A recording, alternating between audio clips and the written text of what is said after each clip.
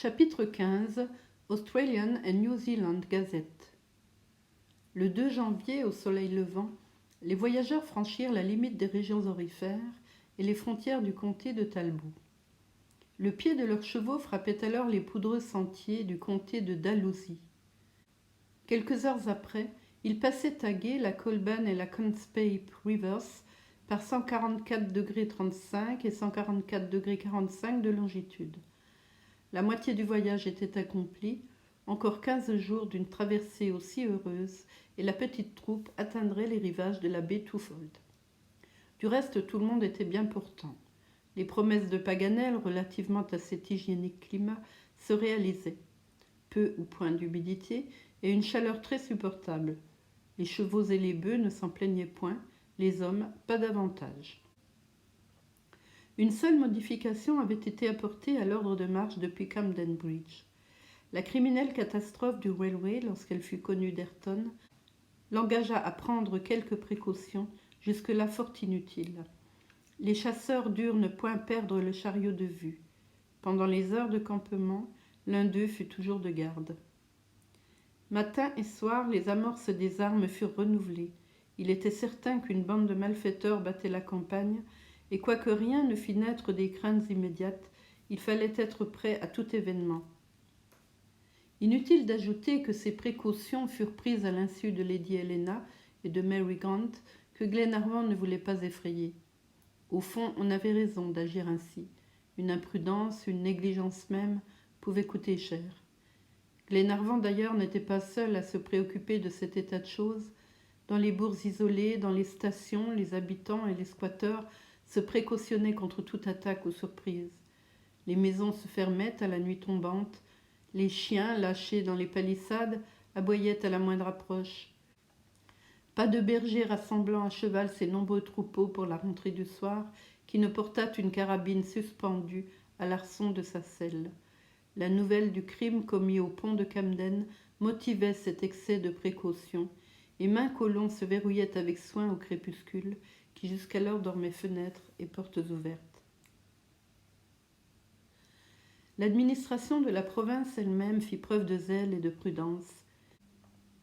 Des détachements de gendarmes indigènes furent envoyés dans les campagnes. On assura plus spécialement le service des dépêches. Jusqu'à ce moment, le mail coach courait les grands chemins sans escorte. Or ce jour-là, précisément à l'instant où la troupe de Glenarvan traversait la route de Kilmore à Heathcote, la malle passa de toute la vitesse de ses chevaux en soulevant un tourbillon de poussière. Mais si vite qu'elle eut disparu, Glenarvan avait vu reluire les carabines des policemen qui galopaient à ses portières. On se serait cru reporté à cette époque funeste où la découverte des premiers placés jetait sur le continent australien l'écume des populations européennes. 1 mille après avoir traversé la route de Kilmore, le chariot s'enfonça sous un massif d'arbres géants, et pour la première fois depuis le cap Bernouilli, les voyageurs pénétrèrent dans une de ces forêts qui couvrent une superficie de plusieurs degrés. Ce fut un cri d'admiration à la vue des eucalyptus hauts de 200 pieds, dont l'écorce fongueuse mesurait jusqu'à 5 pouces d'épaisseur. Les troncs de 20 pieds de tour, sillonnés par les baves d'une résine odorante, s'élevaient à 150 pieds au-dessus du sol. Pas une branche, pas un rameau, pas une pousse capricieuse, pas un nœud même n'altérait leur profil. Ils ne seraient pas sortis plus lisses de la main du tourneur. C'étaient autant de colonnes exactement calibrées qui se comptaient par centaines. Elles s'épanouissaient à une excessive hauteur, en chapiteaux, de branches contournées et garnies, à leur extrémité de feuilles alternes. À l'aisselle de ces feuilles pendaient des fleurs solitaires, dont le calice figurait une urne renversée. Sous ce plafond toujours vert, l'air circulait librement. Une incessante ventilation buvait l'humidité du sol. Les chevaux, les troupeaux de bœufs, les chariots pouvaient passer à l'aise entre ces arbres largement espacés et aménagés comme les jalons d'un taillis en coupe. Ce n'était là ni le bois à bouquets pressés et obstrué de ronces, ni la forêt vierge barricadée de troncs abattus et tendue de lianes inextricables, où seuls le fer et le feu peuvent frayer la route aux pionniers. Un tapis d'herbe au pied des arbres, une nappe de verdure à leur sommet, de longues perspectives de piliers hardis, peu d'ombre, peu de fraîcheur en somme, une clarté spéciale et semblable aux lueurs qui filtrent à travers un mince tissu, des reflets réguliers, des miroitements nets sur le sol, tout cet ensemble constituait un spectacle bizarre et riche en effets neufs. La forêt du continent océanien ne rappelle en aucune façon les forêts du Nouveau Monde, et l'eucalyptus, le tara des aborigènes, rangé dans cette famille des myrtes, dont les différentes espèces peuvent à peine s'énumérer, est l'arbre par excellence de la flore australienne. Si l'ombre n'est pas épaisse ni l'obscurité profonde sous ces dômes de verdure, cela tient à ce que les arbres présentent une anomalie curieuse dans la disposition de leurs feuilles. Aucune n'offre sa face au soleil, mais bien sa tranche acérée. L'œil n'aperçoit que des profils dans ce singulier feuillage. Aussi, les rayons du soleil glissent-ils jusqu'à terre, comme s'ils passaient entre les lames relevées d'une persienne. Chacun fit cette remarque et parut surpris. Pourquoi cette disposition particulière ?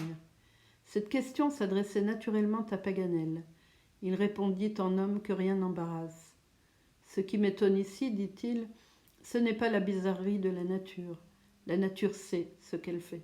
Mais les botanistes ne savent pas toujours ce qu'ils disent. La nature ne s'est pas trompée en donnant à ces arbres ce feuillage spécial, mais les hommes se sont fourvoyés en les appelant des eucalyptus. Que veut dire ce mot ? Demanda Mary Grant. Il vient de eucalyptos et signifie « je couvre bien ». On a eu soin de commettre l'erreur en grec afin qu'elle fût moins sensible, mais il est évident que l'eucalyptus couvre mal. Accordé, mon cher Paganel, répondit Glenarvan, et maintenant apprenez-nous pourquoi les feuilles poussent ainsi. Par une raison purement physique, mes amis, répondit Paganel, et que vous comprendrez sans peine. Dans cette contrée où l'air est sec, où les pluies sont rares, où le sol est desséché, les arbres n'ont besoin ni de vent ni de soleil. L'humidité manquant, la sève manque aussi. De là ces feuilles étroites qui cherchent à se défendre elles-mêmes contre le jour et à se préserver d'une trop grande évaporation. Voilà pourquoi elles se présentent de profil et non de face à l'action des rayons solaires. Il n'y a rien de plus intelligent qu'une feuille. Et rien de plus égoïste, répliqua le major. Celles-ci n'ont songé qu'à elles et pas du tout aux voyageurs. Chacun fut un peu de l'avis de Mac Nabbs, moins Paganel, qui, tout en s'essuyant le front, se félicitait de marcher sous des arbres sans ombre. Cependant, cette disposition du feuillage était regrettable. La traversée de ces forêts est souvent très longue et pénible, par conséquent, puisque rien ne protège le voyageur contre les ardeurs du jour. Pendant toute la journée, le chariot roula sous ces interminables travées d'eucalyptus. On ne rencontra ni un quadrupède ni un indigène. Quelques cacatoès habitaient les cimes de la forêt, mais à cette hauteur on les distinguait à peine, et leur babillage se changeait en imperceptibles murmures. Parfois un essaim de perruches traversait une allée lointaine et l'animait d'un rapide rayon multicolore. Mais en somme, un profond silence régnait dans ce vaste temple de verdure, et le pas des chevaux, quelques mots échangés dans une conversation décousue, les roues du chariot qui grinçaient, et de temps en temps un cri d'Ayrton excitant son indolent attelage, troublaient seuls ces immenses solitudes. Le soir venu, on campa au pied d'eucalyptus qui portaient la marque d'un feu assez récent. Ils formaient comme de hautes cheminées d'usine, car la flamme les avait creusés intérieurement dans toute leur longueur. Avec le seul revêtement d'écorce qu'il leur restait, ils ne s'en portaient pas plus mal. Cependant, cette fâcheuse habitude des squatteurs ou des indigènes finira par détruire ces magnifiques arbres, et ils disparaîtront comme ces cèdres du Liban, vieux de 4 siècles, que brûle la flamme maladroite des campements. Olbinett, suivant le conseil de Paganel, alluma le feu du souper dans un de ces troncs tubulaires. Il obtint aussitôt un tirage considérable, et la fumée alla se perdre dans le massif assombri du feuillage. On prit les précautions voulues pour la nuit, et Ayrton, Mulrady, Wilson, John Mangles, se relayant tour à tour, veillèrent jusqu'au lever du soleil. Pendant toute la journée du 3 janvier, l'interminable forêt multiplia ses longues avenues symétriques. C'était à croire qu'elle ne finirait pas. Cependant, vers le soir, les rangs des arbres s'éclaircirent et à quelques milles, dans une petite plaine, apparut une agglomération de maisons régulières. « Seymour !» s'écria Paganel. « Voilà la dernière ville que nous devons rencontrer avant de quitter la province de Victoria. » « Est-elle importante ?» demanda lady Helena. « Madame, répondit Paganel, c'est une simple paroisse qui est en train de devenir une municipalité. »« Y trouverons-nous un hôtel convenable ?» dit Glenarvan. « Je l'espère, répondit le géographe. « Eh bien, entrons dans la ville, car nos vaillantes voyageuses ne seront pas fâchées, j'imagine, de s'y reposer une nuit. »« Mon cher Edward, répondit lady Helena, Mary et moi nous acceptons, mais à la condition que cela ne causera ni un dérangement, ni un retard. »« Aucunement, répondit lord Glenarvan. Notre attelage est fatigué. D'ailleurs, demain, nous repartirons à la pointe du jour. » Il était alors 9 heures. La lune s'approchait de l'horizon et ne jetait plus que des rayons obliques noyés dans la brume. L'obscurité se faisait peu à peu. Toute la troupe pénétra dans les larges rues de Seymour sous la direction de Paganel, qui semblait toujours parfaitement connaître ce qu'il n'avait jamais vu. Mais son instinct le guidait, et il arriva droit à Campbell's North British Hotel. Chevaux et bœufs furent menés à l'écurie, le chariot remisé, et les voyageurs conduits à des chambres assez confortables. À 10 heures, les convives prenaient place à une table, sur laquelle Olbinett avait jeté le coup d'œil du maître. Paganel venait de courir la ville en compagnie de Robert, et il raconta son impression nocturne d'une très laconique façon. Il n'avait absolument rien vu. Cependant, un homme moins distrait eut remarqué certaine agitation dans les rues de Seymour.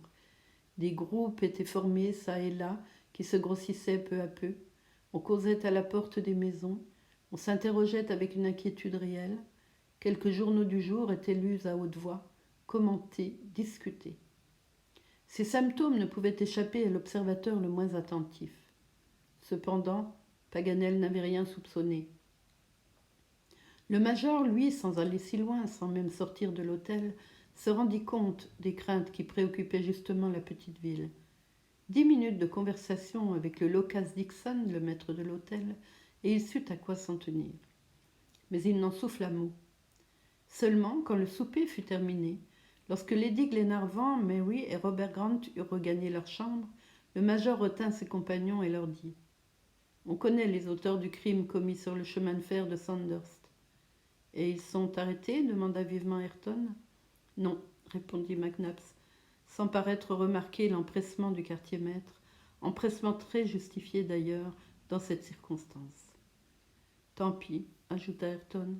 « Eh bien, demanda Glenarvan, à qui attribue-t-on ce crime ?»« Lisez, » répondit le major, qui présenta à Glenarvan un numéro de l'Australian and New Zealand Gazette, et vous verrez que l'inspecteur de police ne se trompait pas. Glenarvan lut à haute voix le passage suivant. Sydney, 2 janvier 1866. On se rappelle que dans la nuit du 29 au 30 décembre dernier, un accident eut lieu à Camden Bridge, à 5 milles au-delà de la station de Castlemaine, Railway de Melbourne à Sandhurst. L'express de nuit de 11h45, lancé à toute vitesse, est venu se précipiter dans la Luton River. Le pont de Camden était resté ouvert au passage du train. Des vols nombreux commis après l'accident, le cadavre du garde retrouvé à un demi-mille de Camden Bridge, prouvèrent que cette catastrophe était le résultat d'un crime. En effet, d'après l'enquête du coroner, il résulte que ce crime doit être attribué à la bande de convicts échappés depuis 6 mois du pénitentiaire de Perth, Australie-Occidentale, au moment où ils allaient être transférés à l'île Norfolk. Ces convicts sont au nombre de 29. Ils sont commandés par un certain Ben Joyce, malfaiteur de la plus dangereuse espèce, arrivé depuis quelques mois en Australie, on ne sait par quel navire, et sur lequel la justice n'a jamais pu mettre la main. Les habitants des villes, les colons et squatteurs des stations sont invités à se tenir sur leur garde et à faire parvenir au surveilleur général tous les renseignements de nature à favoriser ses recherches. J. P. Mitchell, S.G. Lorsque Glenarvan eut terminé la lecture de cet article, McNabbs se tourna vers le géographe et lui dit « Vous voyez, Paganel, qu'il peut y avoir des convicts en Australie ?»« Des évadés, c'est évident, répondit Paganel. Mais des transportés régulièrement admis, non. Ces gens-là n'ont pas le droit d'être ici. Enfin, ils y sont, reprit Glenarvan. Mais je ne suppose pas que leur présence puisse modifier nos projets et arrêter notre voyage. Que penses-tu, John ? John Mangles ne répondit pas immédiatement. Il hésitait entre la douleur que causerait aux deux enfants l'abandon des recherches commencées et la crainte de compromettre l'expédition. Si Lady Glenarvan et Miss Grant n'étaient pas avec nous, dit-il, je me préoccuperais fort peu de cette bande de misérables. Glenarvan le comprit et ajouta : il va sans dire qu'il ne s'agit pas de renoncer à accomplir notre tâche. Mais peut-être serait-il prudent, à cause de nos compagnes, de rejoindre le Duncan à Melbourne et d'aller reprendre à l'est les traces d'Harry Grant. Qu'en pensez-vous, McNabbs ? Avant de me prononcer, répondit le major, je désirerais connaître l'opinion d'Ayrton. Le quartier-maître, directement interpellé, regarda Glenarvan. Je pense, dit-il, que nous sommes à 200 milles de Melbourne, et que le danger, s'il existe, est aussi grand sur la route du sud que sur la route de l'est. Toutes deux sont peu fréquentées, toutes deux se valent. D'ailleurs, je ne crois pas qu'une trentaine de malfaiteurs puissent effrayer 8 hommes bien armés et résolus. Donc, sauf meilleur avis, j'irai en avant. Bien parlé, Ayrton, répondit Paganel. En continuant, nous pouvons couper les traces du capitaine Grant. En revenant au sud, nous les fuyons au contraire. Je pense donc comme vous. Et je fais bon marché de s'échapper de Perth, dont un homme de cœur ne saurait tenir compte. Sur ce, la proposition de ne rien changer au programme du voyage fut mise aux voix et passa à l'unanimité. Une seule observation, my lord, dit Ayrton au moment où on allait se séparer. Parlez, Ayrton. Ne serait-il pas opportun d'envoyer au Duncan l'ordre de rallier la côte ? À quoi bon ? Répondit John Mangles. Lorsque nous serons arrivés à la baie Twofold, il sera temps d'expédier cet ordre. Si quelque événement imprévu nous obligeait à gagner Melbourne, nous pourrions regretter de ne plus y trouver le Duncan. D'ailleurs, ces avaries ne doivent pas encore être réparées. Je crois donc par ces divers motifs qu'il vaut mieux attendre. Bien, répondit Ayrton, qui n'insista pas. Le lendemain, la petite troupe, armée et prête à tout événement, quitta Seymour. Une demi-heure après, elle rentrait dans la forêt d'eucalyptus, qui reparaissait de nouveau vers l'est. Glenarvan eût préféré voyager en rase campagne. Une plaine est moins propice aux embûches et guet-apens qu'un bois épais. Mais on n'avait pas le choix, et le chariot se faufila pendant toute la journée entre les grands arbres monotones.